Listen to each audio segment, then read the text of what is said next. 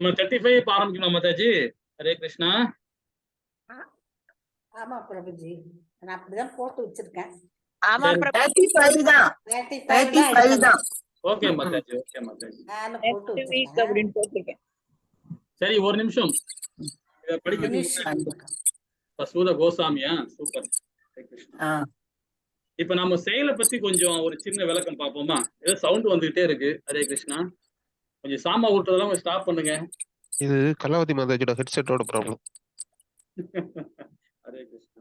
சரி, இப்ப வீட்ல பாருங்க சார். ஃபேன்ல சவுண்ட் அந்த மாதிரி பிரபுஜி இப்ப ஆமா மாதாஜி, உங்க இதுதான் அதிகமா சவுண்ட் கேட்டுட்டு இருக்கு. தெரியல, அது என்னன்னு தெரியல பிரபுஜி. ஹெட்செட் மாத்துங்க. மாதாஜி. ஃபேன் இந்த மாதிரி விஷயம் சவுண்ட் வரும். எதுவுமே போடல பிரபுஜி. ஓகே இல்ல மாதாஜி. ஹெட்செட் அவங்க நீங்க unmute மியூட்ல பண்ணா வைங்க, மட்டும் மியூட்ல வைங்க. ஆமா. மியூட்ல வைங்க.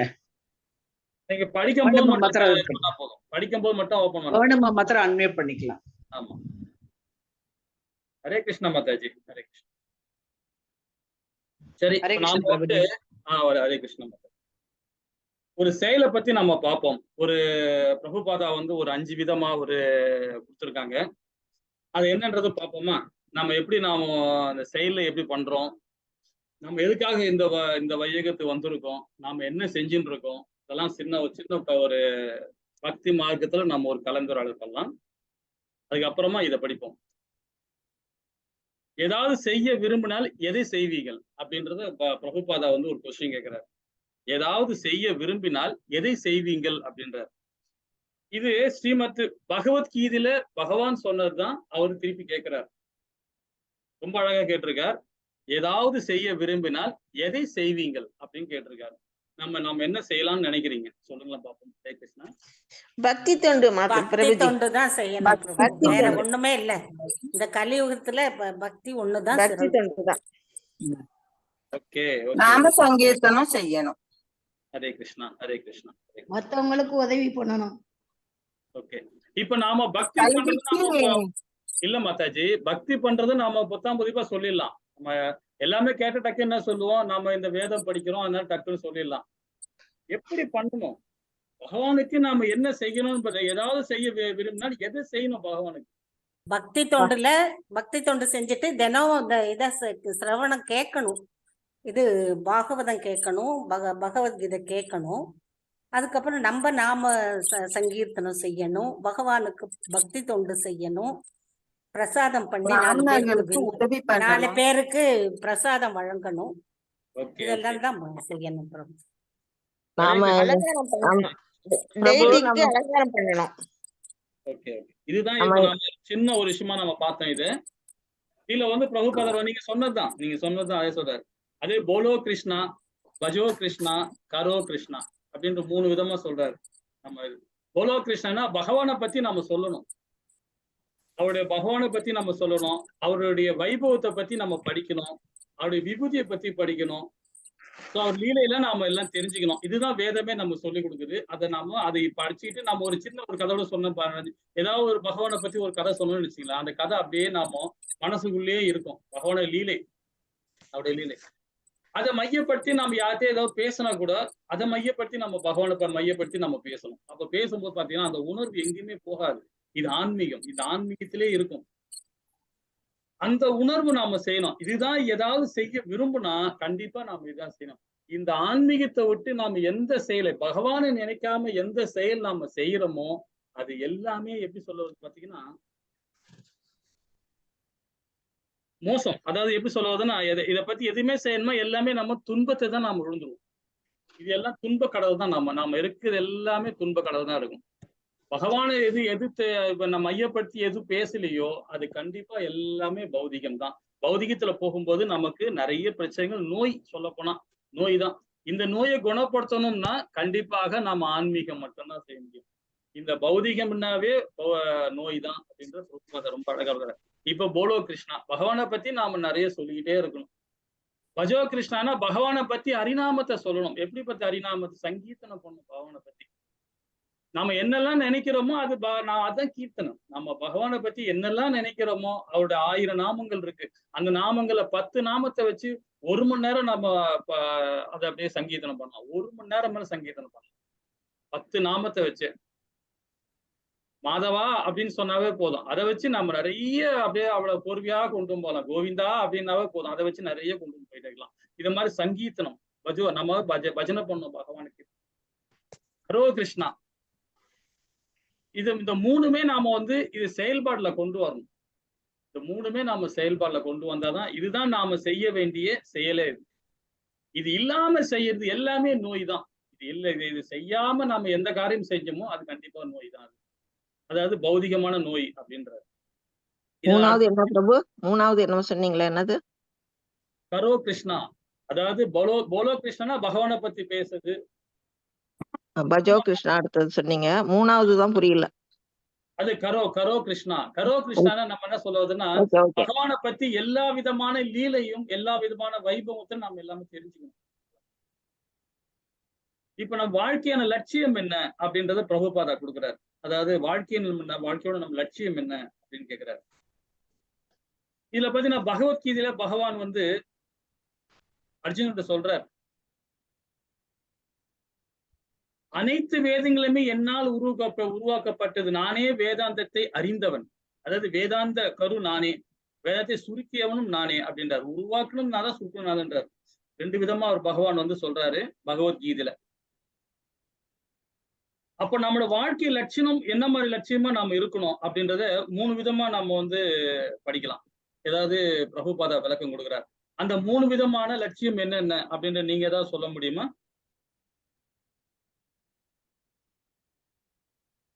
பிரபுஜி சொல்லுங்க மாதா. பக்தர்களுக்கு சேவை செய்வது. ஒருத்தரா சொல்ல பர்மிட் கொடுங்க பிரபுஜி. சரி, ஓகே. ஃபர்ஸ்ட் நம்ம சேவையை செய்யணும். அந்த சேவை செய்யும் பொழுது கிருஷ்ண உணர்வோட செய்யணும். அந்த சேவையினுடைய பலனை எதிர்பார்க்க கூடாது. ஃபர்ஸ்ட் ஆஃப் ஆல் இந்த 2வது எல்லாரையும் சமமா பாவிக்கணும். நம்ம என்னதான் இதா இருந்தாலும் அனைவரும் சமம் அப்படிங்கிறது. இறைவனுடைய படைப்புல எல்லாரும் சமம், எல்லாரும் ஒரே நிலையில தான் இருக்கும் அப்படிங்கிறத புரிந்து அவரிடத்தையும் மெயினா நம்ம எந்த விதமான பலனையும் எதிர்பார்க்காமல் அந்த செயலினுடைய பலனை பகவானோட ஒப்படைச்சிட்டு நம்ம கர்மாவை டெய்லி செஞ்சிட்டு இருக்கணும் கிருஷ்ண உணர்வோட. ஹரே கிருஷ்ண மாதாஜி. நிறைய இப்போ 2-3 பாயிண்ட் சொன்னீங்க. இது மாதிரி நிறைய பாயிண்ட் இன்னும் யாராவது சொல்ல முடியுமா? பிரபுஜி, நான் செய்யும் கடமைகள் அனைத்தையும் கடவுளுக்கே அர்ப்பணம் செய்து விட வேண்டும். எதை செய்கிறோமோ அதை கடவுளுக்கே அர்ப்பணம் செய்து சர்வம் கிருஷ்ணார்ப்பணம்னு நம்ம கடவுளை சாரணும். அவருக்கு சேவைகள் செய்யணும். அவருடைய தொண்டர்களுக்கு நம்ம முக்கியமா சேவைகள் செய்யணும். ஹரே கிருஷ்ணா மாதாஜி. ஹரே கிருஷ்ணா. ஹரே கிருஷ்ணா. ரொம்ப அழகா சொன்னீங்க மாதாஜி. பிரபுபாதா என்ன நினைக்கிறார், என்ன சொன்னாரோ அது அழகா நீங்க எல்லாமே ஒரு வாக்கியமா கொடுத்தீங்க. அது மாதிரி ஒரு 3 இது இப்ப அழகா கொடுத்துருக்காரு. அதையும் தெளிவா நம்ம படிச்சுட்டோம். அதுக்கப்புறம் பாத்தீங்கன்னா இந்த வியாதியை குணப்படுத்துவோம் அப்படின்னு ஒரு இடத்துல கொடுக்குறாரு. மொத்தம் 5 விதமானதுல இப்ப வியாதியை குணப்படுத்தும் அப்படின்றார். இந்த வியாதினா இப்ப நம்ம முன்னாடியே சொல்லிட்டோம் இல்லையா? அதாவது இந்த பௌதீகத்துல என்னெல்லாம் நாம செய்யப்படுறோமோ அது எல்லாமே வியாதி தான். நம்ம என்னெல்லாம் பௌதீகத்துல செய்யறோமோ ஆன்மீகத்துல இல்லாம நாம பௌதீகத்தை செய்யற செயல் எல்லாமே வியாதி. ஏன்னா இப்ப நாம என்ன செய்யறோமோ அது கண்டிப்பாக அது ஆன்மீக வழியா நம்ம செயல்பாடு பண்ணும்போது நமக்கு பாவமே வராது. அதே நம்ம பௌதிக செயல்ல செய்யும் போது கண்டிப்பாக அது வியாதி தான், நம்மளுக்கு தொற்று நோய் மாதிரி தான் அப்படின்றத ரொம்ப பிரபுபாதா விளக்கம் கொடுக்கிறார். இவை அனைத்தையுமே நாம் செய்துள்ள செயல்களே அப்படின்றத ஒரு விளக்கம் கொடுக்கிறார். இப்ப நம்ம வியாதியை குணப்படுத்துவோம்ன்றத எப்படி ஆன்மீகம் மூலியமா பகவானோட மையப்படுத்தி அவரோட உணர்வோடு செய்யப்படும் போது அந்த வியாதி எல்லாமே குணமாகும். நம்ம பௌதிகத்துல போகவே மாட்டோம் அப்படின்றத சொல்றாரு. இப்ப இவ அனைத்துமே 4வது சொல்றாரு பாருங்க, இவ அனைத்துமே நாம செய்து உள்ள செயல்களே அப்படின்றார். எல்லாமே நாம செய்ய வேண்டிய செயல் தான் அப்படின்றார். செய்திருக்கிறோம் அப்படின்னு முன்னாடியே சொல்றாரு. அது என்ன மாதிரி செயல்கள் நம்ம செஞ்சிருக்கோம் அப்படின்னு சொல்ல முடியுமா? இவை அனைத்துமே நாம் செய்து உள்ள செயல்களே அப்படின்றார்.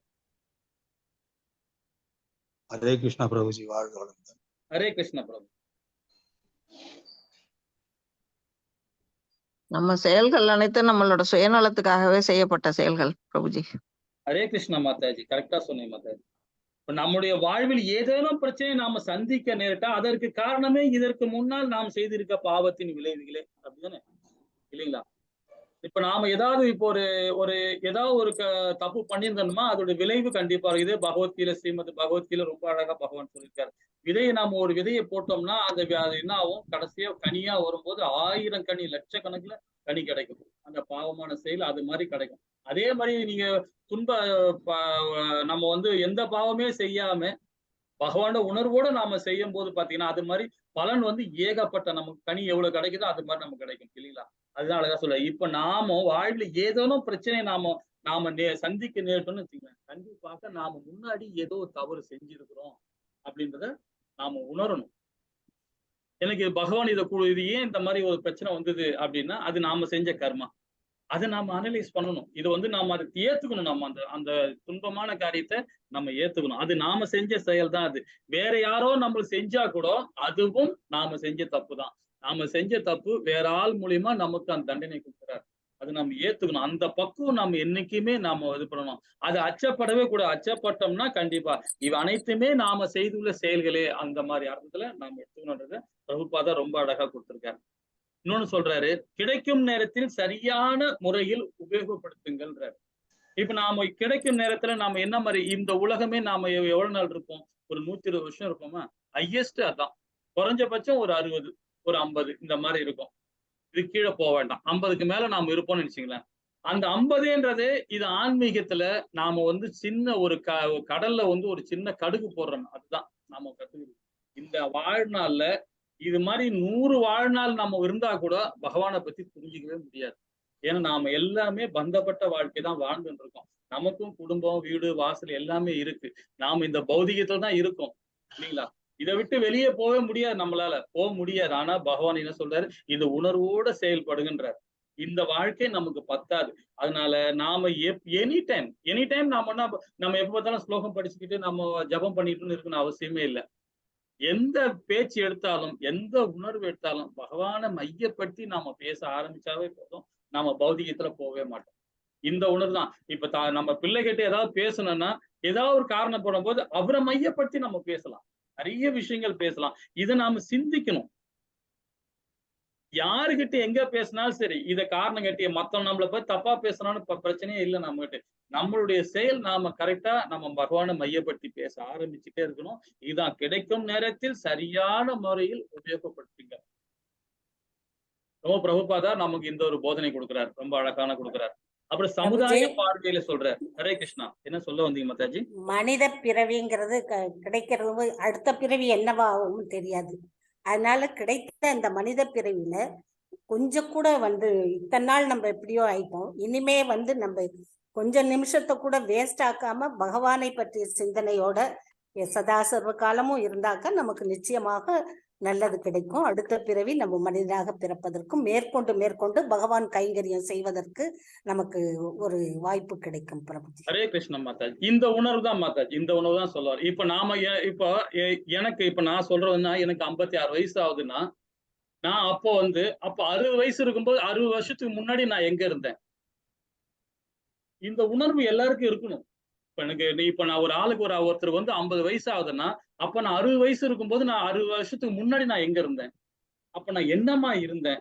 இனி 60 வருஷத்துக்கு பிறகு நான் என்னவா இருக்கேன்? அதை நாம புரிஞ்சுக்கணும். அது நாம ஏன் இந்த மாதிரி இருக்கிறோம், நம்ம எதுக்காக வந்திருக்கோம், என்ன செஞ்சுட்டு இருக்கோம், இப்ப 10 வருஷத்துக்கு முன்னாடி என்ன பண்ணோம், இப்ப நாம 50 வயசு இப்ப 56 வயசு ஆகுதுன்னா அதுக்கு முன்னாடி நாம என்னவா இருந்தோம், இப்ப இதுக்கப்புறம் நம்ம என்னவா இருக்க போறோம் அப்படின்றத இந்த விஞ்ஞானம் நமக்கு ரொம்ப அழகா ஸ்ரீமத் பகவத்கீதை இந்த விஞ்ஞானம் நமக்கு அழகா சொல்லி ஸ்ரீமத் பாகவதம் அது சொல்லி கொடுக்கல. பாகவதம் என்ன சொல்லுது பாத்தீங்கன்னா பகவானுடைய வைபவத்தையும் அவருடைய லீலையும் அவருடைய விபூதியும் நம்ம சொல்லி கொடுக்கறத தவிர ஸ்ரீமத் பகவத்கீதை பாத்தீங்கன்னா நமக்கு எல்லா விதமான ஞான யோகம் கொடுக்குது, கர்ம யோகம் கொடுக்குது, ராஜயோகம் கொடுக்குது, பக்தி யோகம் கொடுக்குது. நமக்கு எல்லாம் 4 விதமான யோகங்களை கொடுக்குறாரு அந்த விஞ்ஞானம் மூலியமா. நாம என்ன பண்ணோம், நாம இதுக்கு முன்னாடி என்ன பண்ணோம், 50-60 வருஷத்துக்கு முன்னாடி நம்ம என்ன பண்ணிட்டு இருந்தோம், நம்ம இனி என்ன பண்ண போறோம் அப்படின்றத நாம அதை புரிஞ்சுக்கிட்டு நம்ம செயல்பட்டோம்னா அப்ப நம்ம ஒரு கன நேரம் கூட நாம தப்பு பண்ண மாட்டோம். அதே மாதிரி டைம் நாம வேஸ்ட் பண்ண மாட்டோம். மாதாஜி சொன்ன மாதிரி இப்ப சமுதாய பார்வையில ஒரு சின்ன விளக்கம் பார்க்கலாம். நாம ஏன் இந்த உலகத்தில் இருக்கிறோம் அப்படின்றத பிரபுபாதா அவருக்கு விளக்கம் கொடுக்குறாரு. நாம ஏன் இந்த உலகத்தில் இருக்கிறோம் அப்படின்னு பாத்தீங்கன்னா இந்த வையகத்துல நாம என்ன பண்ணோம், பகவானுக்கு நாம தொண்டு செய்யணும். தொண்டு செய்யறதுக்காக தான் மட்டுமே நாம இந்த லோகத்துக்கு வந்திருக்கோம் அப்படின்னு நாம வேதங்கள் சொல்லுது, உபநேசங்கள் சொல்லுது, புராணங்கள்ல சொல்லுது, எல்லாமே சொல்றாங்க. சோ அப்ப நாம அதை புரிஞ்சுக்கிட்டு நாம பகவானோட உணர்வோட நாம செயல்பட ஆரம்பிக்கணும் அப்படின்றத இப்ப வந்து நம்ம புரிஞ்சுக்கலாம். நாம ஏன் இந்த உலகத்தில் இருக்கிறோம்ன்றத இன்னும் நிறைய விஷயம் சொல்றாரு பகவான். இப்ப நாம ஒரு வீட்டுல நம்ம தாய் இருக்காங்க. தாய் வந்து பாத்தீங்கன்னா நம்ம வீட்டுல அம்மா என்ன பண்ணுவாங்க, நிறைய சமையல் எல்லாம் பண்ணி பகவானுக்கு என்ன செய்யணும், நம்ம பிள்ளைகளுக்கு என்ன செய்யணும்ன்றது அழகா செஞ்சு பகவானுக்கு நெய்வேத்தியம் பண்ணி நம்ம கொடுக்குறாங்க. அது ஒரு பக்கம். இப்போ நாம வீட்டுல நான் ஒரு மாதாஜி இருக்காங்க. அம்மா சமையல் நல்லா அழகா பண்றாங்க. சின்ன குழந்தையா இருக்குது. அந்த குழந்தைக்கு ஒரு 10 வயசு குழந்தை வச்சுக்கலாம், நானும் சமையல் பண்ணணும் அப்படின்னு தாய் கிட்ட கேட்டுன்னா, தாய் என்ன பண்ணுவாங்க, பாத்திரத்தை கொடுப்பாங்களா, காய்கறி கொடுப்பாங்களா, பழம் கொடுப்பாங்களா, எது கொடுப்பாங்க, எதுவும் கொடுக்க மாட்டாங்க இல்லைங்களா? அந்த வயசுக்கு தகுந்த மாதிரி என்ன செய்யணுமோ ஒரு சின்ன விளையாட்டு பொருளோ ஒரு இது பொருளோ ஏதோ ஒரு பொருளை கொடுத்து நீ சமையல் செய்ய சொல்லுவாங்க. ஆனா அந்த குழந்தை என்ன செய்யும், அம்மா செய்யற மாதிரியே செய்யும். எல்லா விதமான அம்மா என்னென்ன செய்யறாங்களோ அதே மாதிரி அந்த 5-10 வயசு குழந்தை அது பாட்டு செஞ்சுக்கணும். ஆனா நாம அம்மா செய்யற சமையலையும் சரி, குழந்தை செய்யற சமையலையும் சரி டிஃப்ரெண்ட் இருக்கும். கண்டிப்பா டிஃப்ரெண்ட் இருக்கும் இல்லைங்களா? அம்மா செய்யற சமையல் வந்து டேஸ்டா இருக்கும், குழந்தை செய்யறது டேஸ்டா இருக்கு. இதுதான் சாராம்சமே. பகவான் வந்து தாய், நாம எல்லாம் பிள்ளைகள். நமக்கு பகவான் நிறைய வேதங்களை கொடுத்திருக்காரு, எல்லாம் நம்ம கொடுத்திருக்காரு. அதை நாம ருசிக்கணுமே தவிர, குழந்தை செஞ்சது நாம செஞ்சது நாம எப்படி ருசிக்க முடியும்? கண்டிப்பா அது டேஸ்ட் இருக்காது, அது நல்லதும் இருக்காது. அது விளையாட்டுத்தனமானது. நம்ம எல்லா செயலுமே விளையாட்டுத்தனமானதுதான். பிரபுபாதர் ரொம்ப அழகா விளக்கம். ஒரு தாய்க்கும் மகளுக்கும் உள்ள அந்த செய்வினை எப்படி இருக்கு அப்படின்றத விளக்கம் கொடுக்குறாரு. பகவான் வந்து பாத்தீங்கன்னா தாய் மாதிரி நமக்கு எல்லா விதமான கையை பிடிச்சுக்கிட்டு இப்படி நடக்கணும், இப்படி போகணும், அப்படி போகணும்னு வேதங்களை நம்ம நிறைய கொடுத்துருக்காரு. அதற்கு பிறகு நாம இந்த உலகத்துல நாம இருக்கிறோம்னு ஏன் நம்ம தெரிஞ்சுக்கிட்டு அதுக்கு ஏத்த மாதிரி நம்ம வாழ்க்கையை நம்ம நரிமுடியோட நாம கொண்டு போகணுன்றத இதுல பிரபுபாதா கொடுக்குறாரு. துன்பத்தையும் இன்பத்தையும் எண்ணுதல், இதை பத்தி ஒரு விளக்கம் கொடுக்குறார் பிரபுபாதா. ஏன் நம்ம துன்பத்தையும் இன்பத்தையும், இதே நம்ம ஸ்ரீமத் பகவத்கீதையில ரொம்ப அழகா சொல்லப்பட்டிருக்காங்க. 16 ஸ்லோகத்துல சொல்லியிருக்காங்க இன்பத்தை துன்பத்தை பத்தி. 16 ஸ்லோகத்துல ஒரு அத்தியாயத்துல சொல்லியிருக்காங்க. 3வது 2வது அத்தியாயத்துல சொல்லியிருக்காங்க, கர்ம யோகத்துல சொல்லியிருக்காங்க, நிறைய சொல்லிக்கிட்டே போலாம். சோ இந்த மாதிரி துன்பத்தை இன்பமாக எண்ணுதல், அது எப்படிப்பட்ட நாம் எண்ணுவோம்? ஹரே கிருஷ்ணா.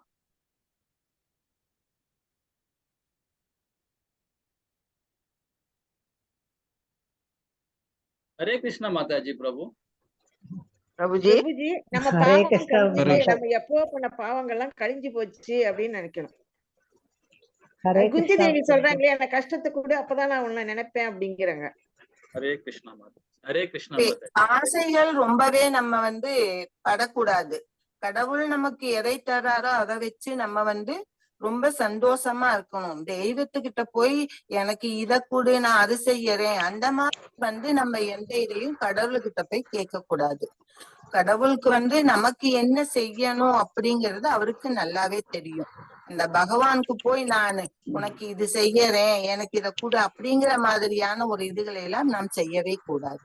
இல்ல நீங்க சொன்ன ஓகே மாதாஜி. இதுல என்ன தெரியுமா, ஒரு திருத்தம் மாதாஜி. இதுல என்னன்னா, நீங்க சொல்றது பகவானுக்கு தெரியும் என்ன கொடுக்கணும்ன்றது அவருக்கு தெரியும் நீங்க சொல்றீங்க பாத்தீங்களா? உண்மையிலேயே அவர் என்ன சொல்றாரு தெரியுங்களா, நான் உனக்கு சுதந்திரம் கொடுத்துருக்கேன். என்ன மாதிரி சுதந்திரம் பாத்தீங்கன்னா, நீ கர்மா, உன்னுடைய செயல் நீ தான் செய்யணும். படைக்கப்பட்டிருக்கேன், எல்லாத்தையும் படைச்சிட்டேன், காத்த கொடுத்துட்டேன், நிலத்தை கொடுத்துட்டேன், அப்பா கொடுத்துட்டேன், அம்மா கொடுத்துட்டேன், அண்ணன் தம்பி எல்லாத்தையும் கொடுத்துட்டேன் உனக்கு. நானு நீ இதுதான் செய்யணும்ட்டு வேதத்திலையும் கொடுத்துட்டேன். இதுக்கு மேல நீ செய்யறதுன்னா அது உன்னுடைய கர்மா. அந்த சுதந்திரம் நம்ம கொடுத்துருக்காரு. நம்ம படிச்சது இல்லாம கையை பிடிச்சி வச்சு இழுத்துனே வர்றாரு நம்மள. நாம தான் கையை விட்டுட்டு நாம என்ன பண்றோம், நம்ம செயல் மூலியமா நம்ம பகவானோட கையை நாம விட்டுட்டு நாம எங்க இப்ப நீ சொன்னீங்க பதிலா அவருக்கு தெரியும்னு. அவரு என்ன சொல்றாருன்னா, எல்லாமே நான் உனக்கு கொடுத்துட்டேன், உன் செயல் நீதான், சுதந்திரம் நீதான், நீ என்ன மாதிரி நினைக்கிறியோ அதுதான் அப்படின்றாரு. இன்னொன்னு சொல்றாரு பாருங்க, அவர் எப்படிப்பட்ட செயல் நாம செய்யணும், எந்த மாதிரி செயல் செய்யக்கூடாது அப்படின்றது சொல்லியிருக்காரு. நாம என்ன மாதிரி செயல் செஞ்சா எப்படி மாயா நம்மள ஆட்கொள்ளப்படுவா, அந்த மாயாவை படைக்கப்பட்டது நான் தான் அப்படின்றார். எல்லாமே என்னுடைய இதுதான், என்னுடைய உடலும் தான் வந்ததுன்றாரு. 8 விதமான அந்த புலன்களும் நான் என்னுடைய வெளிப்புற சக்தியில் தான் வந்தது. உள்புற சக்தி இந்த ஆத்மா வந்தது. இந்த மாயாவும் வெளிப்புற சக்தி தான் அப்படின்னு. அதனால நாம வந்து பகவான் வந்து நாம இப்ப நீங்க சொன்னீங்கல்ல குறை சொல்றது, அந்த எண்ணமே நமக்கு இருக்கக்கூடாது. நம்மளை பார்த்து பாரு நம்ம நினைக்கவே வேண்டாம். நாம என்ன செயல் பண்றோமோ அதுதான் பகவான் எல்லா விதமான சொல்றாரு. நீ என்ன நினைச்சு நீ செஞ்சினா எல்லா பாவமும் உனக்கு வரவே வராது. அந்த பாவத்தை நான் ஏத்துக்கிறேன். நீ என்ன செய்யறியோ, என்ன சாப்பிடுறியோ, என்ன செய்ய போற, என்ன படைக்க போற, என்ன வாங்க எல்லாத்தையும் எனக்கு அர்ப்பணம் பண்ணுன்றாரு. எனக்கு அர்ப்பணம் படிச்சிரு. நீ எதுவுமே நீ ஹாப்பியா இருன்றாரு. நம்ம அந்த செயல் செய்யறோமா அப்படின்னு நாம தான் அது புரிஞ்சு நம்ம துன்பத்தை இன்பமா காணுதல்னா நாம செஞ்ச கர்மா தான் நம்மள வந்து துன்பமா வரும். நம்ம செஞ்ச கர்மா தான் நமக்கு இன்பமா வரும். ஆனா ரெண்டுமே நாம ஒரு நிலையா இருந்து எடுத்துக்கணும். இன்பம் வந்தா சந்தோஷமா இருக்கிறது, துன்பம் வந்தா துக்கமா இருக்கு. கிடையாது. ரெண்டுமே நாம செஞ்ச செயல் தான். அதை இன்பமா தான் எடுத்துக்கணும். எப்பவுமே அது துன்பமாவும் எடுத்துக்கணும், இன்பமா எடுத்துக்கணும்ன்றது ரொம்ப அழகா இங்க கொடுக்குறாரு. அப்புறம் குறை கூறாதீர், புலம்பாதீர், அழாதீர்ன்றார். இதுவும் ஸ்ரீமத் பகவத்கீதையில சொல்லப்பட்டதுதான். இதுலயும் பிரபுபாதா கொடுக்குறாரு. குறை கூறாதீர், புலம்பாதீர், அழாதீர்ன்றார். அழணும்னா எங்க அழணும்னா பகவான் கிட்ட மாத்திரம் அழணும். எப்படி அழணும்? அது எப்படி? பகவான் ஹரிநாமத்தை சொல்லணும். ஹரிநாமத்தை சொல்லணும். பகவான் சில பேருக்கு பாத்தீங்கன்னா பகவானுடைய விக்கிரகத்தை பார்த்தாவே கண்ணுல தண்ணியா ஒரு ஜலமா புத்த ஆரம்பிச்சு. ஏன்னா அந்த உணர்வு பூர்வமா பகவானை நாம நினைச்சுக்கிட்டே இருக்காங்க பாத்தீங்களா, அந்த உணர்வு தான். ஆனா அதே வந்து பௌதிகத்துல செயல்படாம அழவே கூடாதுன்றார். அதே புலம்ப கூடாதுன்றார், குறையும் கூறக்கூடாதுன்றார். 3 விதமான செயலை அவர் சொல்றாரு. குறை கூறுறது வந்து நம்ம வந்து என்னைக்குமே வந்து பாத்தீங்கன்னா நம்மள அதே ஸ்ரீமத் பகவத்கீதையிலே அழகா சொல்லிருக்காரு பகவான். நீங்க குறை கூறன்னு ஆரம்பிச்சீங்கன்னாவே பாத்தீங்கன்னா உங்களை அன்புக்குரியவர்களே நீங்க இழக்க வேண்டிய நேரம் வரும். இப்ப நம்ம வீட்டுல மனைவியா இருக்காங்க, கணவரா இருக்காங்க, பிள்ளையா இருக்காங்க, பேரனா இருக்காங்க, பொண்ணா இருக்காங்க, பேத்தியா இருக்காங்க. இவங்களெல்லாம் நம்ம இழக்க வேண்டிய சூழ்நிலை வரும். குறை சொன்னாவே அந்த குறை சொல்ல யாரையோ நம்ம குறை சொல்றோம். நம்ம பிள்ளைங்களை கூட சொல்ல மாட்டோம், பேர பிள்ளைய சொல்ல மாட்டோம். ஆனா யாரையோ ஒருத்தர் குறை சொல்றோம், அந்த எஃபெக்ட் வந்து நம்ம பிள்ளைகளுக்கும், நம்ம பேர பிள்ளைகளுக்கும், நம்ம வீட்டு கணவருக்கும், நம்ம வீட்டு மனைவிக்கும். இந்த குறை சொல்லவே கூடாதுன்றத பிரபுபாதா ரொம்ப அழகா கொடுக்குறார். அதே மாதிரி பாத்தீங்கன்னா புலம்பாதீர்ன்றாரு. புலம்பவே கூடாது.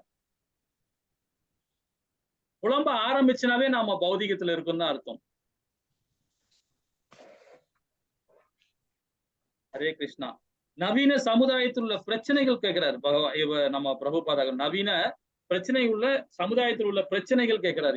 இப்போ உள்ள வாழ்நாள் அவர் இருக்கும்போது பாத்தீங்கன்னா என்ன பிரச்சனை, அவர் எந்த 77 வரைக்கும் இருந்தாருன்னா அவருடைய அந்த காலகட்டத்துல என்ன மாதிரி பிரச்சனை இருந்தோம். ஆனா இப்போ அவரு நம்ம நினைச்சு பார்க்கணும், அந்த வாழ்நாள்ல அவருக்கு எவ்வளவு பிரச்சனையா அவர் அந்த இருந்ததோ அவர் நினைக்கிறாரு. இப்ப நமக்கு என்ன பிரச்சனை நடக்குது இப்போ நவீன சமுதாயத்தில் உள்ள பிரச்சனைகள் என்ன, ஒரு 3 சொல்லுங்களேன் பார்ப்போம். ஹரே கிருஷ்ணா. பிரபுஜி, இப்ப அரசியல் வந்து ரொம்ப சுயநலத்தோட இருக்காங்க. அரசியல் வேணாம், அரசியல் வேணாம். நம்ம ஆன்மீகம் மட்டும் சொல்லுங்க. சரி, ஆன்மீகத்திலேயே நமக்கு கெடுதல்கள் செய்யறாங்க, பொறாமை. நாமளும் அப்படிதான் இருக்கும் பிரபுஜி, நாமளும் சுயநலமா தான் இருக்கும். ஹரே கிருஷ்ணா, ஹரே கிருஷ்ணா. வேற யாராவது சொல்ல முடியுமா? மக்களுக்கு எவ்வளவு இருந்தாலும் அது வந்து அவங்களுக்கு வந்து தேவைகள் பத்தல அப்படிங்கிற ஒரு போதும்ன மனமே இல்லாம இருக்கிறாங்க. பிரபுஜி, நான் தான் எல்லாம் செய்யறேன், எனக்கு தான் எல்லாம் தெரியும், என்கிட்ட பணம் இருக்கு அப்படிங்கிற ஒரு கர்வம், அகங்காரம், அது ஒண்ணு. அப்புறம் பொய் சொல்றது, நிறைய பொய் பேசுறது, தற்பெருமை, இதெல்லாம் ஜாஸ்தி. தற்பெருமை தாங்க முடியாதது, அந்த மாதிரி இருக்கு. அப்புறம் நம்ம கிட்ட எல்லாம் இருக்குங்கிற ஒரு கர்வம், அப்புறம் சோம்பேறித்தனம், இதெல்லாம் இப்ப இருக்கக்கூடிய ஒரு இது பிரபுஜி. ஓகே மாதாஜி. ஹரே கிருஷ்ணா. ஆடம்பரம் இருக்கு. ஹரே கிருஷ்ணா, ஹரே கிருஷ்ணா. இப்ப அந்த நவீன சமுதாயத்தின் உள்ள பிரச்சனைகள் பாத்தீங்கன்னா பிரபுபாதாவுடைய காலகட்டத்துல சொல்லப்பட்டது பாத்தீங்கன்னா, அப்போ வந்து தவறானகள் நியூஸ் பேப்பர், அதாவது நம்ம நியூஸ் பேப்பர் படிக்கிறோம் பாத்தீங்களா, தவறான நியூஸ் பேப்பர், அதை அறவே நாம படிக்க கூடாது அப்படின்றார். அவருடைய காலகட்டத்துல தவறான பத்திரிகை படிக்காதீங்க, தவறான புக்குகளை படிக்காதீங்க. வேதங்களை மாத்திரம் படிங்க. ஆனா வேதங்கள் எப்படின்னா அங்கீகரிக்கப்பட்ட குரு சீட பரம்பரை வர ஆச்சாரிகள் என்ன சொன்னாங்களோ அதை மாத்திரம் படிங்க. நீங்க சீ சம்பிரதாயத்திலேயும் உத்தர சம்பிரதாயத்திலேயும் பிரம்மகௌடிய சம்பிரதாயத்திலேயும் சன சம்பிரதாயத்திலேயும் எந்த சம்பிரதாயம் படிக்கலாம், தப்பே கிடையாது. ஆனா படிக்கிறது ஒரு வேதமா இருக்கணும், ஒரே மாதிரி படிங்க. அதுதான் அப்படின்றாரு அந்த ஹரே கிருஷ்ணா பிரபுஜி. ஹரே கிருஷ்ணா. ஹரே கிருஷ்ணா. இப்போ சுயநலம் அதிகமாகி போச்சு பிரபுஜி, அளவு கடந்த சுயநலம் ஆகி போச்சு. ஒரு உதாரணத்துக்கு நான் சொல்றேன், ஒரு 2 நிமிஷம் கேக்குறீங்களா? சொல்லுங்க பிரபு. அதாவது M Bhaktavatsalam chief minister F அருள்னு ஒரே ஐஜி. அப்போ அந்தப்போ ரேடியோவில் பேட்டி எடுக்கிறாங்க. அவரை இந்த மாதிரி போலீஸ்காரனு சைக்கிள் திருடுனதா இருக்குதே எப்படின்னு கேட்குறாங்க. அது பிறகு என்னம்மா பண்ணியிருக்காங்க, இன்னொருத்தர் சொல்றாங்க அரெஸ்ட் பண்ணியிருக்காங்க. அது பிறகு என்ன பண்ணுங்க, நடவடிக்கை எடுத்திருக்காங்க டிபார்ட்மெண்ட்ல. இன்னொரு சோசியல் டிபார்ட்மெண்ட் ஒருத்தரமா கேட்குறாங்க, ஏங்க வேலையே பயிர் மேய்ஞ்சா நாங்கெல்லாம் என்னங்க பண்றது அப்படின்னு சொல்ல. கரெக்ட், நீ கேட்கறது 100% கரெக்டுமா சொல்ற விளக்கம் அதுக்கு. அதாவது சமுதாயத்துல மக்கள் எப்படி இருக்காங்களோ, மொத்தமே 100 பேரும் நல்லவனா இருந்தா என்கிட்ட 100 பேர் நல்லவனா வருவான். அப்படி இப்படி கலந்துருந்தா அப்படி இப்படி தான் வருவான். என்கிட்ட இவன் நல்லவனா கெட்டவனான்றது பார்க்கறதுக்கு வேண்டிய கருவி, டெஸ்ட் பண்ற கருவி என்கிட்ட கிடையாது. வந்த பிறகு தப்பு பண்ணா நடவடிக்கை எடுக்க வேண்டிய பொசிஷன் நாங்க இருக்கிறோம். அதான் சமுதாயம் எப்படி இருக்குதோ அந்த மாதிரிதான் எல்லா இடத்துலயும் இருக்கும். இதான். ஹரே கிருஷ்ணா. ஹரே கிருஷ்ணா பிரபு, நல்ல அழகா சொன்னீங்க பிரபு. ஹரே கிருஷ்ணா. இப்ப பிரபுபாதா சொன்னது நான் 2 சொன்னேன் பாத்தீங்களா. ஒண்ணு பேப்பர் படிக்கிற போது நிறைய விஷயம் தப்பான விஷயங்கள்லாம் வரும், மேக்சிமம் அவாய்ட் பண்ணுங்க. 2வது நம்ம சொன்னது பாத்தீங்கன்னா, இந்த நம்ம வேதங்கள் படிக்கும் போது பாத்தீங்கன்னா குரு சீட பரம்பரை ஆச்சாரிகள் மூலியமா நம்ம எந்த சம்பிரதாயம் படிக்கிறோமோ அதை ஃபாலோ பண்ண சொல்றாரு. 3வது பாத்தீங்கன்னா, அப்ப அவர் வாழ்ந்த காலத்துல அந்த டைம்ல பாத்தீங்கன்னா ஜப்பான்ல நாய்களை வளர்ப்பாங்க, டாகுகளை வளர்ப்பாங்க வீட்டுல. இப்போ எல்லா வீட்லயும் நிறைய வளர்க்குறாங்க, தப்பு இல்லை, வளர்க்குறாங்க.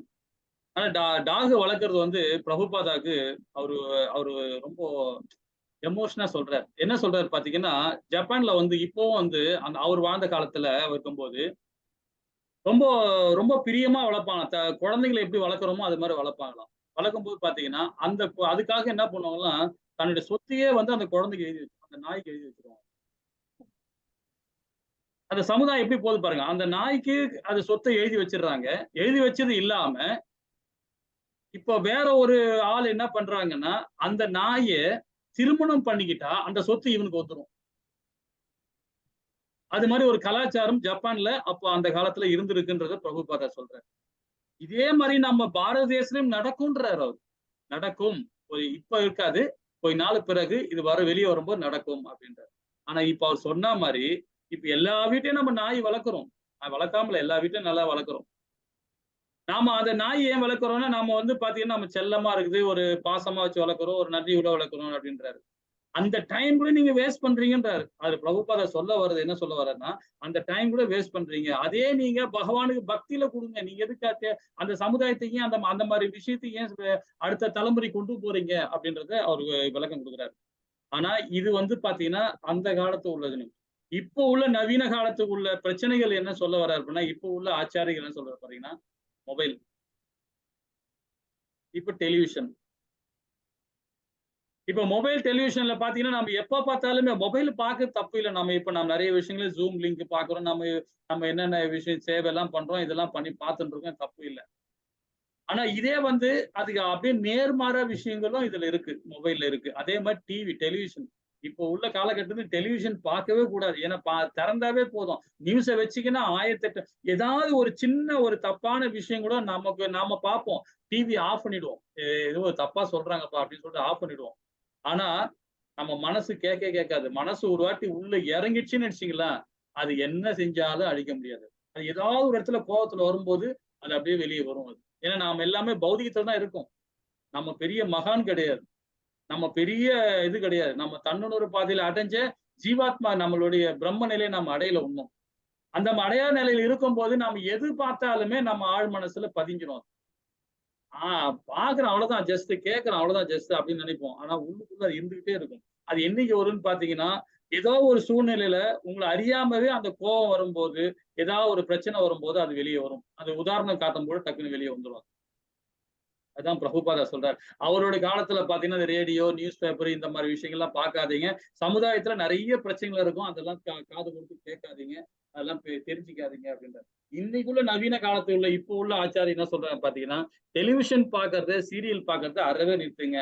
பௌதிகமான புக்குகளை படிக்காதீங்க. சுயசரிதை புக்கு யார் சுயசரிதை எழுதுறாங்களோ அந்த புக்கை படிக்காதீங்க. யாருடைய ஸ்டோரியும் படிக்காதீங்க, பகவானுடைய ஸ்டோரியை படிங்க. இதுதான் நம்ம இன்னைக்குள்ள நவீன சமுதாயத்தில் உள்ள பிரச்சனைகள் இதுதான். ஹரே கிருஷ்ணா. இப்ப நாம இது 35வது ஸ்லோகத்துக்கு போயிடலாமா? ஸ்ரீமத் பாகவதத்துல போயிடலாம் பிரபுஜி. ஹரே கிருஷ்ணா. படிக்கலாம்.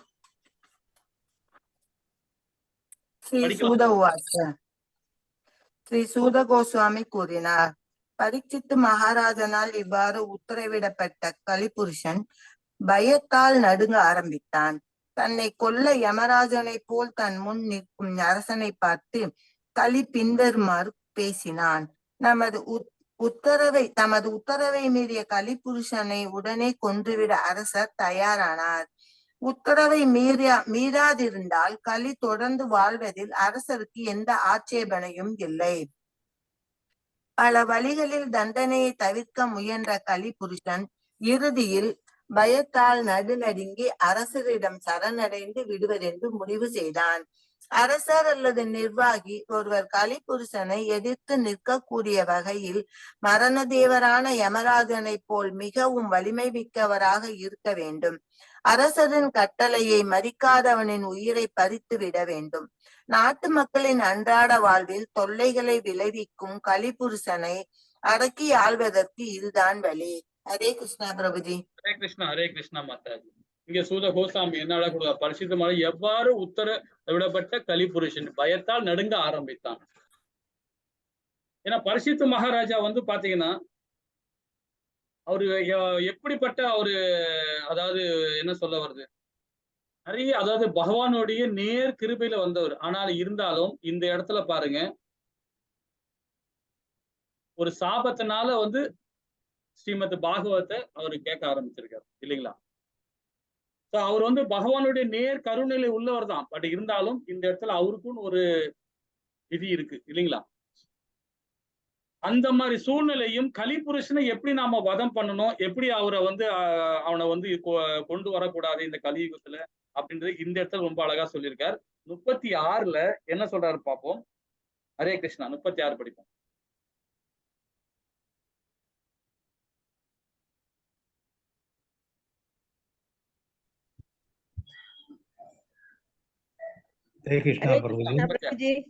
மொழிபெயர்ப்பு.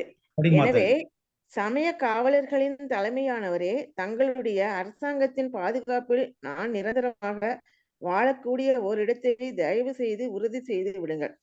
பொருளுரை. பரீட்சித்து மகாராஜன் தன்னிடம் சரணடைந்து ஒருவரை கொல்ல மறுத்தார் என்பதால் அவர் சமய காவலர்களிடையே முதன்மையானவர் என்று கலிபுருஷன் அவரை அழைத்தார். சரணடைந்த ஆத்ம எதிரி என்றாலும் அவனுக்கும் பாதுகாப்பு அளிக்க வேண்டும். அதுவே சமய நீதியாகும். எனவே எதிரியாக அல்லாமல் சிறந்த தொண்டனாக பரமபுருஷனிடம் சரணடைபவனுக்கு அவர் எத்தகைய பாதுகாப்பை அளிப்பார் என்பதை நம்மால் கற்பனை செய்து பார்க்க முடியும். சரணடைந்த ஆத்மாவை பகவான் எல்லா பாவங்களிலிருந்தும் அவற்றின் விளைவுகளிலிருந்தும் காப்பாற்றுகிறார். பகவத்கீதை 18:66. ஹரே கிருஷ்ணா. படிச்சீங்க? முடிச்சாச்சு மாதாஜி. என்ன படிச்சீங்கன்னு தெரியல. 36 படிக்காம வேற என்னமோ படிச்சிருக்கீங்க. வேற அப்ப இருந்து பாத்துட்டு இருந்தா ஒண்ணுமே புரியல. நீங்க படிச்சதுக்கும் இதுக்கும் சம்பந்தமே இல்ல. அதுதான் 36 படிக்கணும் மாதாஜி. 36 படிங்க. இல்ல நான் படிக்கட்டுங்களா? கலீர் உவாசாவா? படிங்க. 36 மாட்சிமை தாங்கிய. அதான் தங்களுடைய உத்தரவுப்படி என்றாலும் நான் காணும் இடங்களெல்லாம் தாங்கள் வில்லுடனும் அம்புகளுடனும் நிற்பதை தவிர என்னால் காண முடியவில்லை. ஹரே கிருஷ்ணா பிரபுஜி. உலகில் உள்ள எல்லா இடங்களிலும் பரிசுத்த மகாராஜின் சக்தி வாய்ந்த ஆட்சி பரவி இருப்பதை கலிபுருஷனால் காண முடிந்தது. தீமை செய்வதற்காக கலிபுருஷன் இருக்கிறான், ஆனால் எல்லா வகையான தீயவர்களை அடக்குவதற்காக பரிசுத்த மகாராஜா இருக்கிறார். எனவே கலிபுருஷனுக்கு வேறொரு இடத்தில் சொல்லப்படுவதை விட அரசால் அங்கேயே அப்பொழுது சொல்லப்பட்டிருப்பதால் நன்றாக இருந்திருக்கும். கலி அரசர் முன் சரணாகதி அடைந்த இருந்திருந்தால் எதையும் செய்ய உரிமை அரசருக்கு இருந்தது. அழகாக படிச்சோம். 27 மாதாஜி. இப்ப படிங்க மாதாஜி. ஹரே கிருஷ்ணா பிரபு. எனவே சமய காவலர்களில் தலைமையானவரே, தங்களுடைய அரசாங்கத்தின் பாதுகாப்பில் நான் நிரந்தரமாக வாழக்கூடிய ஓரிடத்தை தயவு செய்து உறுதி செய்து விடுங்கள். ஹரே கிருஷ்ணா பிரபுஜி. ஹரே கிருஷ்ணா. பொருளுரை படிக்கலாமா பிரபுஜி? என்கிட்ட புக் இல்லைங்க பிரபுஜி, சாரிங்க. நான் படிக்கிறேன் பிரபுஜி. பரீட்சித் மகாராஜன் தன்னிடம் சரணடைந்து ஒருவரை கொல்ல மறுத்தார் என்பதால் அவர் சமய காவலர்களிடையே முதன்மையானவர் என்று கலிபுருஷன் அவரை அழைத்தார். சரணடைந்த ஆத்ம எதிரி என்றாலும் அவனுக்கு பாதுகாப்பு அளிக்க வேண்டும், அதுவே சமய நீதியாகும். எனவே எதிரியாக அல்லாமல் சிறந்த தொண்டனாக பரமபுருஷனிடம் சரணடைபவனுக்கு அவர் எத்தகைய பாதுகாப்பை அளிப்பார் என்பதை நம்மால் கற்பனை செய்து பார்க்க முடியும். சரணடைந்த ஆத்மாவை பகவான் எல்லா பாவங்களிலிருந்தும் அவற்றின் விளைவுகளிலிருந்து காப்பாற்றுகிறார். ஹரே கிருஷ்ணா. ஹரே கிருஷ்ணா. ஹரே கிருஷ்ணா. இது ஸ்ரீமத் பகவத்கீதையில பாத்தீங்கன்னா 18 அத்தியாயத்துல 66 ஸ்லோகத்துல இதோட விளக்கம் கொடுத்திருக்காங்க. ஹரே கிருஷ்ணா. 38 மாதாஜி. ஹரே கிருஷ்ணா பிரபுஜி. நான் படிக்கிறேன். சூத கோஸ்வாமி கூறினார், கலிபுருஷனால் இவ்வாறு வேண்டிக் கொள்ளப்பட்ட பரீட்சித்து மகாராஜன் சூது, குடி, விபச்சாரம் மற்றும் மிருகவதை ஆகியவை நடைபெறும் இடங்களில் வாழ அவனுக்கு அனுமதி அளித்தார். பொருளுரை. அடிப்படையான அதர்ம கொள்கைகளான தற்பெருமை, விபச்சாரம், குடி மற்றும் பொய் ஆகியவை 4 தர்மங்களான தவம், தூய்மை, தயை மற்றும் உண்மை ஆகியவற்றை தோற்கடித்து விடுகின்றன. சூது, விபச்சாரம், குடி மற்றும் மிருகவதை ஆகிய இடங்களில் கலிபுருஷன் வாழ்வதற்கு அரசர் அனுமதித்தார்.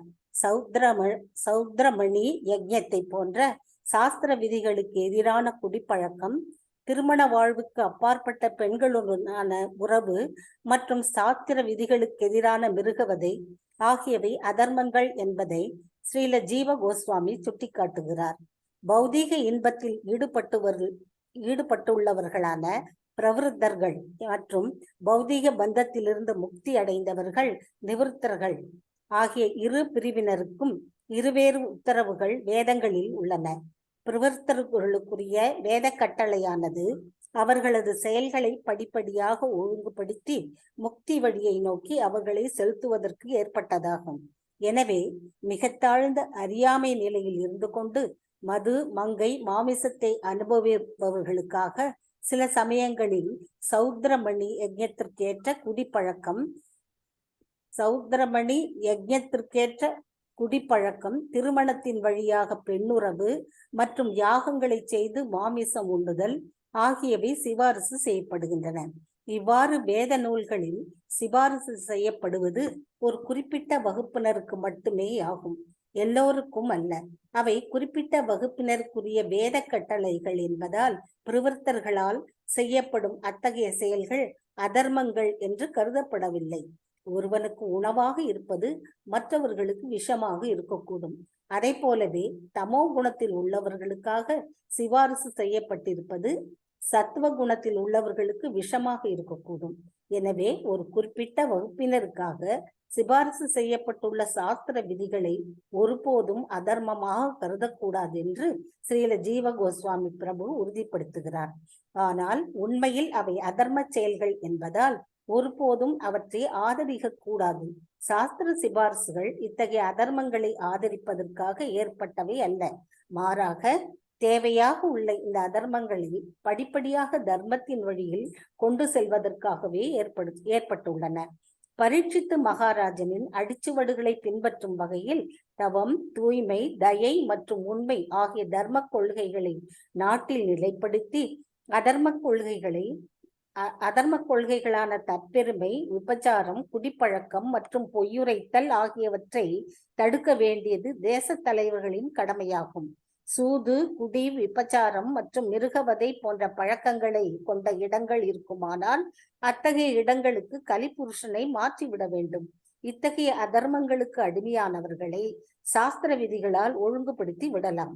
எத்தகைய சூழ்நிலையிலும் அவர்களை ஒரு நாடு உற்சாகப்படுத்தவே கூடாது.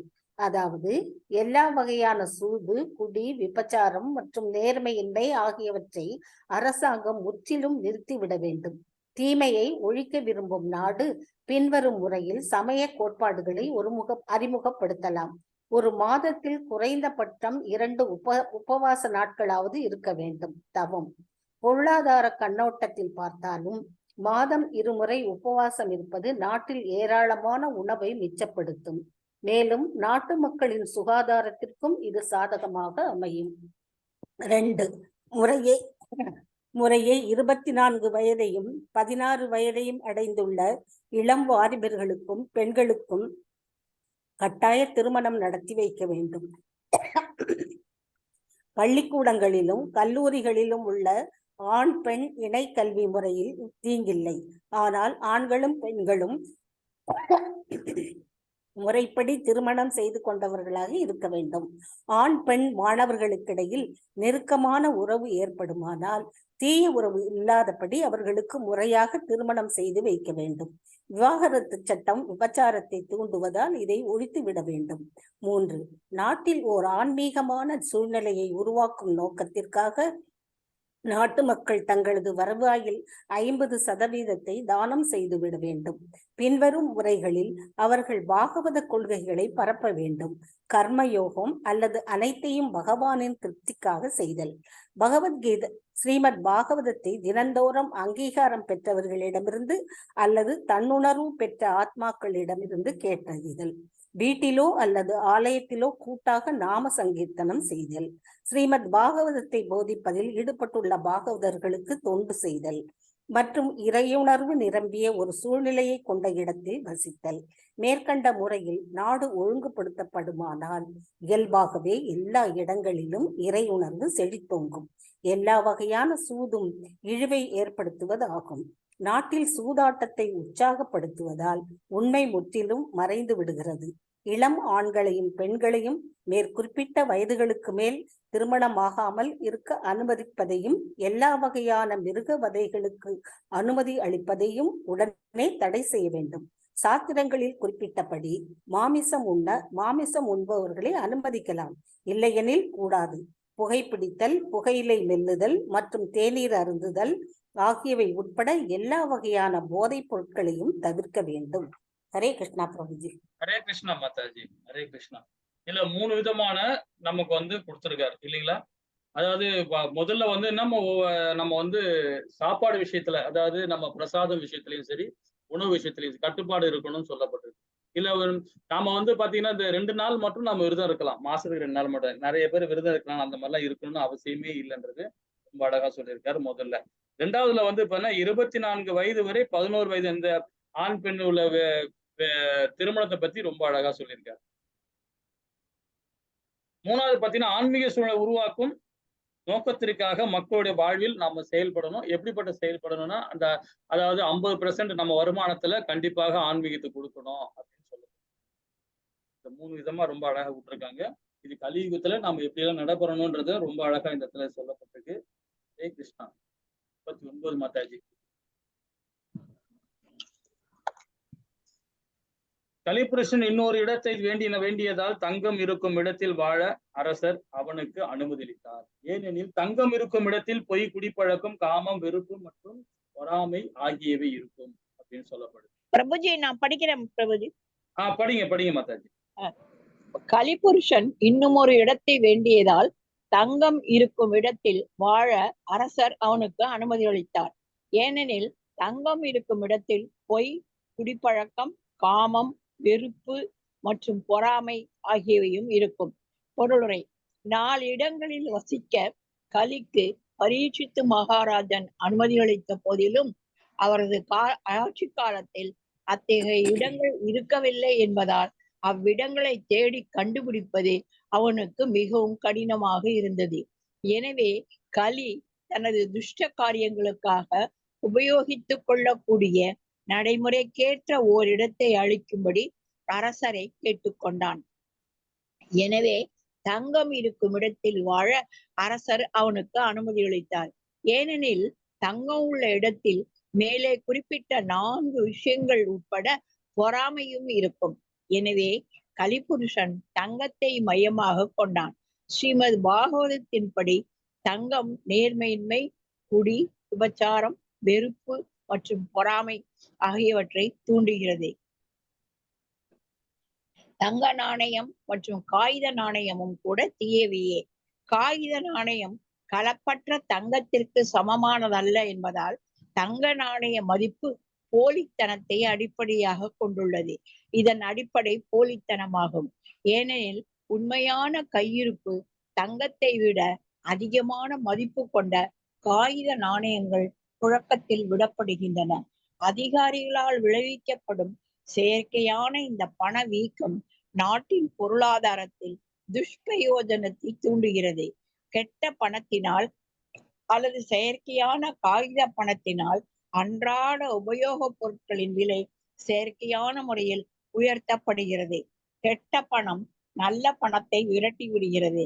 காகித நாணயத்திற்கு பதிலாக பண்டமாற்றுக்கு உண்மையான தங்க நாணயங்களை உபயோகிக்க வேண்டும்.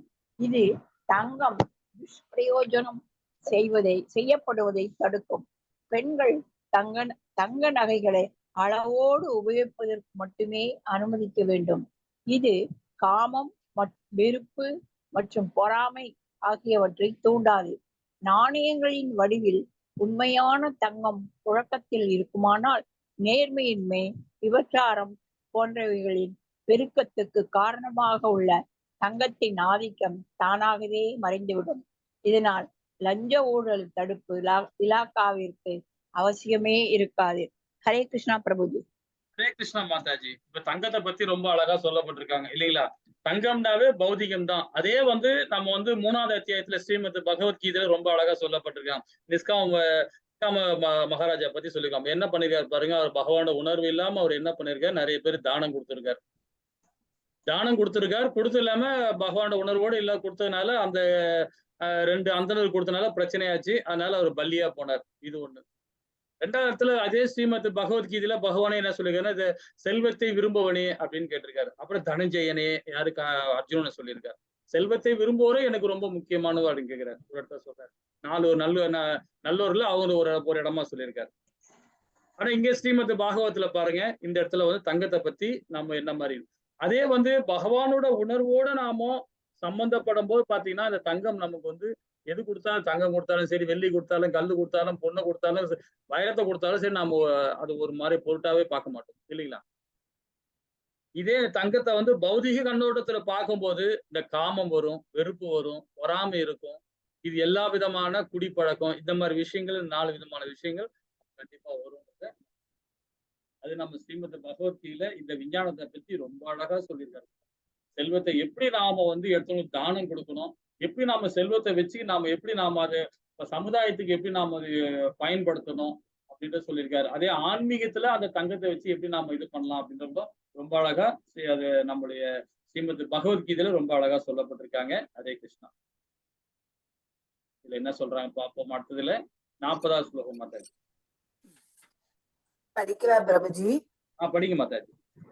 இவ்வாறாக உத்தரையின் மகனான பரீட்சித் மகாராஜனின் உத்தரவுப்படி கலிபுருஷன் அவ்வைந்து இடங்களிலும் வாழ அனுமதிக்கப்பட்டான். பொருளுரை.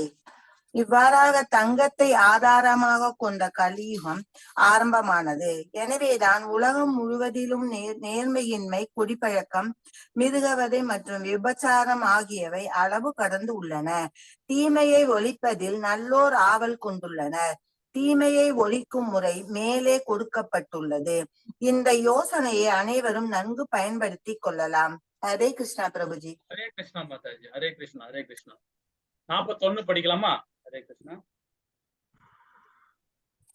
யாரும் படிக்கிறாங்களா பிரபுஜி? படிங்க மாதாஜி, படிங்க. எனவே முன்னேற்றமான நல்வாழ்க்கை விரும்புபவர்கள், முக்கியமாக அரசர்கள், சமயவாதிகள், ஜன சமூக தலைவர்கள், பிராமணர்கள் மற்றும் சன்னியாசிகள் ஆகியோர் மேற்குறிப்பிட்ட 4 அதர்ம கொள்கைகளுடன் ஒருபோதும் தொடர்பு கொள்வது கூடாது. பிராமணர்கள் எல்லா பிரிவினருக்கும் சமய காவலர்கள் ஆவர். சந்நியாசிகளோ சமூக மற்றும் ஆன்மீக பிரிவுகளுக்கெல்லாம் ஆன்மீக குருவாக உள்ளனர். அதை போலவே ஜன சமூக தலைவர்களும் அரசரும் கூட பொதுமக்களின் பௌதீக நல்வாழ்விற்கு கடமைப்பட்டவர்கள் ஆவார். முன்னேற்றத்தை விரும்பும் சமயவாதிகளும் பொறுப்புள்ள மனிதர்களும் அல்லது மதிப்புயர்ந்த தங்களது மனித வாழ்வை வீணாக்கி கொள்ள விரும்பாதவர்களும் அதர்ம கொள்கைகளிலிருந்து, முக்கியமாக பெண்களுடனான தீய உறவிலிருந்து விலகி இருக்க வேண்டும். ஒரு பிராமணன் உண்மை பேசவில்லை என்றால் பிராமணன் என்று அவன் உரிமை கொண்டாடுவது உடனே செல்லாதது ஆகிவிடும். சந்நியாசி ஒருவர் பெண்களுடன் தீய உறவு கொண்டிருந்தால் தான் ஒரு சந்நியாசி என்று அவர் உரிமை பாராட்டுவது பொய்யாகிவிடும். அதை போலவே அரசரும் பொதுஜன தலைவரும் தேவையற்ற தற்பெருமை கொண்டவர்களாகவும் குடிப்பழக்கம் மற்றும் புகைப்பிடிக்கும் பழக்கம் ஆகியவற்றை கொண்டவர்களாக இருப்பார்களானால் நிச்சயமாக அவர்கள் பொதுநல தொண்டு செய்யும் தகுதி அற்றவர்களாக இருப்பார்கள். உண்மை அல்லது சத்தியம் எல்லா மதங்களுக்கும் அடிப்படை கொள்கையாகும். மனித சமூகத்தின் 4 தலைவர்களான சந்நியாசிகள், பிராமணர்கள், அரசர்கள் மற்றும் பொது தலைவர் ஆகியோரின் ஒழுக்கத்தையும் தகுதியையும் நன்கு பரிசோதிக்க வேண்டும். ஒருவரை ஆன்மீக குருவாகவோ அல்லது சமூக தலைவராகவோ ஏற்றுக்கொள்ளும் முன் மேற்குறிப்பிட்ட முறையில் அவரது ஒழுக்கத்தை பரிசோதிக்க வேண்டும்.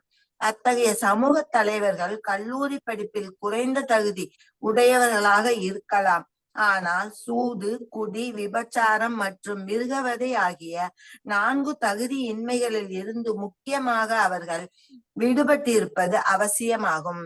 ஹரே கிருஷ்ணா பிரபுஜி. ஹரே கிருஷ்ணா, ஹரே கிருஷ்ணா, ஹரே கிருஷ்ணா. இந்த ஸ்லோகத்துல ரொம்ப அழகா நம்ம சொல்லப்பட்டது என்னன்னா, இந்த 4 விதமானது, அதாவது 4 விதமான சமுதாய தூண். அந்த தூணை சிதறடிக்கிறது கூட குணம் என்னன்னா, இது வந்து பாத்தீங்கன்னா சூது, குடி, விபச்சாரம், மிருகவதை. இதே ஸ்ரீமத் பகவத்கீதையில பாத்தீங்கன்னா 4 விதமான சமுதாய தூணை சிதறடிக்கிற செயல் வந்து பாத்தீங்கன்னா தவறான பால் உணர்வு, மாமிசம் சாப்பிடுறது, சூதாடுறது. இந்த 4 விதமான நம்ம அந்த சமுதாய தூணை நம்ம சிதறடிக்கிற செயல் நம்ம பார்த்தோம் இல்லைங்களா? இப்ப நம்ம அழகா படிச்சோம். இன்னைக்கு வந்து 42வது இந்த ஸ்லோகத்தோட நம்ம நிறுத்திப்போம். நான் இன்னைக்கு இது பண்ணணும் இல்லையா? துவாதேசி இன்னைக்கு எல்லா பகவானுக்கு எல்லாம் நெய்வேதெல்லாம் பண்ணிட்டீங்களா?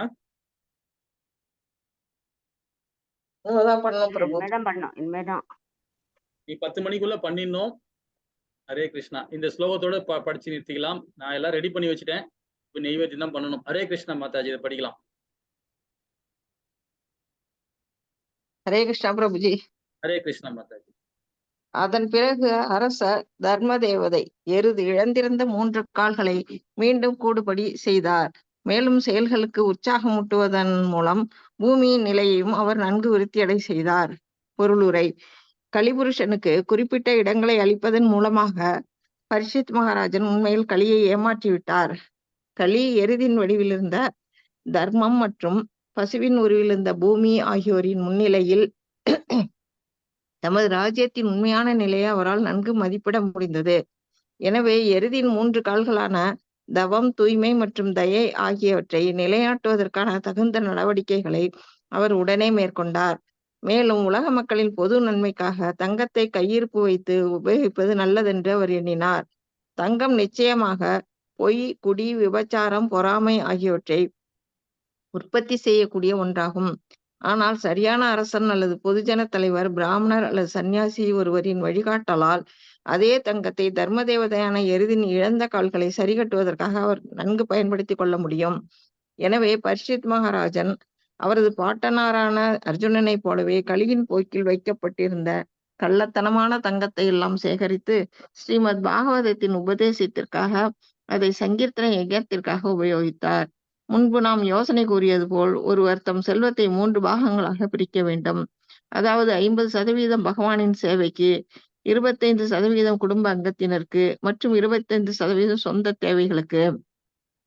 பகவத் சேவைக்காக 50% செலவிடுவது அல்லது சங்கீர்த்த யஜ்ஞத்தின் மூலமாக சமூகத்தில் ஆன்மீக அறிவை பரப்புவது என்பது மக்களிடம் கொண்டுள்ள இரக்கத்தை காட்டுகிறது. உலக மக்கள் பொதுவாக ஆன்மீக அறிவை பற்றி, குறிப்பாக பகவானின் தொண்டை பற்றி அறியாதவர்களாக உள்ள பக்தி தொண்டை பற்றிய உன்னத அறிவை முறையாக பரப்புவதே உலக மக்களுக்கு ஒருவர் காட்டக்கூடிய மிகப்பெரிய கருணையாகும். சேகரித்த தங்கத்தில் 50% பகவத் சேவைக்காக அர்ப்பணிப்பதில் அனைவரும் பயிற்றுவிக்கப்படும் போது நிச்சயமாக தவம், தூய்மை மற்றும் தயை ஆகியவை தானாகவே திரும்ப பெற முடியும். போதுமான தவம், தூய்மை, தயை மற்றும் உண்மை ஆகியவை இருக்குமானால் பூமி தேவி பூரண திருப்தி அடைவாள். இதனால் சமூகத்தில் நுழைய கலிக்கு வாய்ப்பே இல்லாமல் போகும். ஹரே கிருஷ்ணா பிரபுஜி. ஹரே கிருஷ்ணா மாதாஜி. இப்ப 43, 44 படிச்சிடலாம். இந்த அத்தியாயத்தை முடிச்சிடலாமா? ஹரே கிருஷ்ணா. படிக்கட்டுமா பிரபு? அப்படியே படிங்க மாதாஜி. 43, 44. நாட்டை துறந்து காட்டிற்கு செல்ல விரும்பிய யுதிஷ்டிர மகாராஜன் அஸ்தினாபுர ராஜ்யத்தை மகா பாக்கியசாலியும் சக்கரவர்த்தியுமான பரீட்சித் மகாராஜனிடம் ஒப்படைத்தார். பரீட்சித் மகாராஜன் குருவம்ச அரசர்களின் செயல்களால் வாழ்த்தப்படுவதால் இப்பொழுது அவர் பெரும் வெற்றியுடன் உலகை ஆண்டு வருகிறார். பொருளுரை: நைமிஷாரண்ய முனிவர்களால் மேற்கொள்ளப்பட்ட நீடித்த யாகச் சடங்குகள் பரீட்சித் மகாராஜன் மரணம் அடைந்த உடனேயே ஆரம்பிக்கப்பட்டன. யாகம் 1000 ஆண்டுகள் தொடர்வதாக இருந்தது. ஆரம்பத்தில் பகவான் ஸ்ரீ கிருஷ்ணரின் மூத்த சகோதரரான பலதேவரின் சமூக காலத்தவர்களில் சிலரும் யாக பூமிக்கு சென்று வந்ததாக தெரிகிறது. இச்சம்பவங்கள் சமீப காலத்தில் நிகழ்ந்தவை என்பதை சுட்டி காட்டுவதற்காக நிகழ்காலம் உபயோகிக்கப்பட்டு உள்ளது என்பதை சில அதிகாரிகள் கருத்தாகும். இந்த அர்த்தத்தில்தான் பரீட்சித் மகாராஜனின் ஆட்சி காலம் இங்கு நிகழ்காலத்தில் குறிப்பிடப்படுகிறது. தொடர்ச்சியான ஓர் உண்மையை குறிப்பிடுவதற்காகவும் நிகழ்காலத்தை உபயோகிக்கலாம். பரீட்சித் மகாராஜனின் கொள்கைகளை இன்றும் தொடர்ந்து செயல்படுத்த முடியும். மேலும் அதிகாரிகளிடம் மன உறுதி இருக்குமானால் மனித சமூகத்தை இன்னும் முன்னேற்ற இயலும். பரீட்சித் மகாராஜனை போல் நடவடிக்கைகளை மேற்கொள்ள நாம் உறுதி கொள்வோமே ஆனால் கலிபுருஷனால் அறிமுகப்படுத்த அழிவற்ற எல்லா செயல்களையும் இன்றும் நம்மால் நாட்டிலிருந்து வெளியேற்றிவிட முடியும். களி வசிப்பதற்காக சில இடங்களை பரீட்சித் மகாராஜன் நியமித்தார்.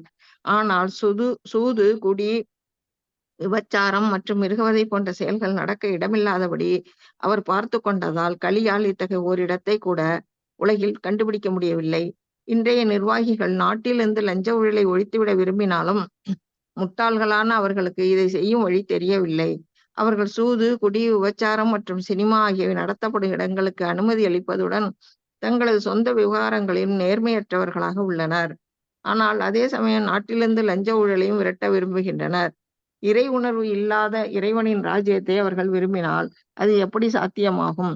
நாட்டிலிருந்து லஞ்ச ஊழலை ஒழிக்க விரும்பினால் முதலில் மத கோட்பாடுகளான தவம், தூய்மை, தயை மற்றும் உண்மை ஆகியவற்றை சமூகம் ஏற்றுக்கொள்வதற்கான ஏற்பாட்டை நாம் செய்ய வேண்டும். இதற்கு சாதகமாக சூது, குடி, விபச்சாரம் மற்றும் நேர்மையின்மை ஆகியவை நடக்கும் எல்லா இடங்களையும் நாம் மூடிவிடவும் வேண்டும். இவை ஸ்ரீமத் பாகவதத்தில் இருந்து நமக்கு கிடைக்கக்கூடிய நடைமுறைக்கேற்ற பாடங்களில் சிலவாகும். இன்னொன்னு கடைசி படிச்சிடும் பிரபுஜி. நான் படிக்கிறேன் பிரபுஜி.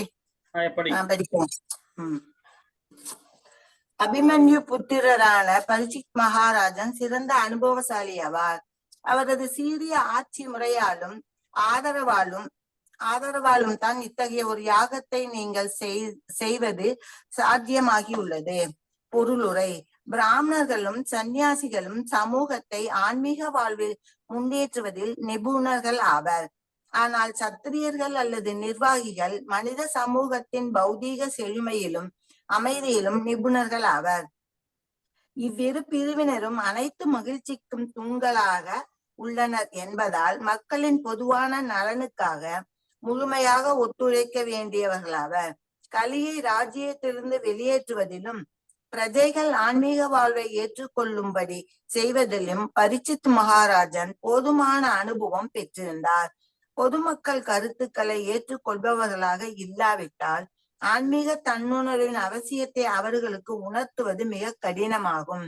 அடிப்படையான மத கோட்பாடுகளான தவம், தூய்மை, தயை மற்றும் உண்மை ஆகியவை மக்களை பண்படுத்தி ஆன்மீக அறிவை வரவேற்பதற்குரிய தகுந்த சூழ்நிலையை உருவாக்குகின்றன.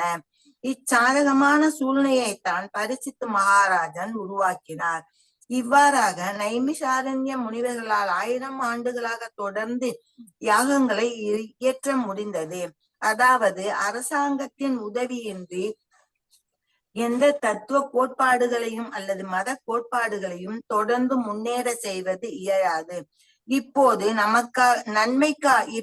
நன்மைக்காக பிராமணர்களுக்கும் சத்திரியர்களுக்கும் இடையில் பூரண ஒத்துழைப்பு இருக்க வேண்டும். அசோக சக்கரவர்த்தியின் காலத்திலும் கூட இது வழக்கத்தில் இருந்தது. புத்த பகவானுக்கு அசோக சக்கரவர்த்தி போதுமான ஆதரவு அளித்ததால் புத்தரின் போதனைகள் உலகமெங்கும் பரவின. ஸ்ரீமத் பாகவதம் முதல் காண்டத்தின் ஓகே பிரபுஜி. ஹரே கிருஷ்ணா. ஹரே கிருஷ்ணா. ஹரே கிருஷ்ணா பிரபுஜி. இந்த அத்தியாயம் இதோட முடிக்கிறோம். நம்ம அதை பாத்தீங்கன்னா இது கலிப்பெற்ற தண்டனையும் பரிசும் இல்லைங்களா. பரிசித்து மகாராஜா வந்து இந்த கலியுகத்துல ஆரம்பிக்கும் போது இந்த கலியோட பிரச்சனைகள் என்னென்னன்றதுக்கு அழகா நம்ம இந்த அத்தியாயம் மூலியமா நம்ம தெரிஞ்சுக்கிட்டோம். அது மாத்திரம் இல்ல, அதுக்குள்ள தண்டனை என்னென்ன எப்படி எல்லாம் கொடுத்தாரு பாருங்க. அந்த தண்டனை எப்படி நாம இது பண்ணணும்ன்ற அதேதான் நாம இந்த கலியுகத்துல நாமும் அதாவது இது ஒரு பரிசித்து மகாராஜா எப்படி அவரை சக்கரவர்த்தியா இருந்து அந்த கலி புருஷனை எப்படி அவரு வதம் பண்றாரு, எப்படி அதை சித்திரவதை பண்ணாரு, எப்படிப்பட்ட அது வரக்கூடாதுன்ற சூழ்நிலை எப்படி எல்லாம் உருவாக்குனார். இது மாதிரி தனி மனிதனாக நாம எல்லாமே இந்த கலியுகத்துல நாமளும் அது மாதிரி செயல்படும்ன்றத இந்த ஸ்ரீமத் பாகவதம் மூலியமா நாம இது தெரிஞ்சுக்கலாம். ஹரே கிருஷ்ணா. இப்ப அடுத்த அத்தியாயம் பாத்தீங்கன்னா பிராமணன், அதாவது பாத்தீங்கன்னா பிராமண சிறுவனால் பரிசித்த மகாராஜன் சபிக்கப்படுதல். இது அடுத்த அத்தியாயம். ரொம்ப அழகான அத்தியாயம் இது. நிறைய விஷயங்கள் இதுல கொடுக்குறாங்க.